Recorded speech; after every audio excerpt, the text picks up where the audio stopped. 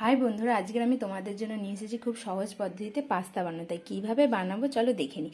তার জন্য আমাদের লাগবে পেঁয়াজ, টমেটো আর একটু বিম কড়াই আমি নিয়ে নিয়েছি। কড়াটা গরম হয়ে যাওয়ার পর আমরা ওইতে হালকা করে তেল দিয়ে দেব।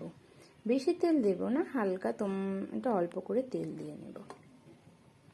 এবার তেলটা গরম হয়ে গেলে এবার আমরা পেঁয়াজ, টমেটো সব একসাথে ভেজে নেব। নিয়ে ভালো করে আমরা এটাকে ভেজে নিতে থাকবো। খুব ভালো করে আমরা আগে এটাকে ভেজে নেব। এর মধ্যে দিয়ে দেব পাস্তাটা।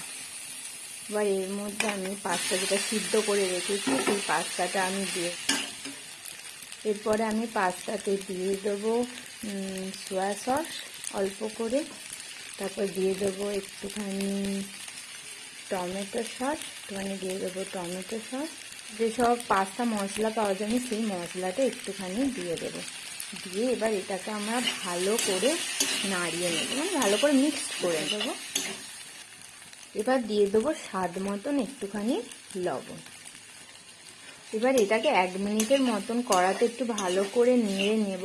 আমার পাস্তা বানানো হয়ে গেছে, পুরো রেডি। এবার এটা আমি প্লেটের মধ্যে ঢেলে নেব ভালো করে।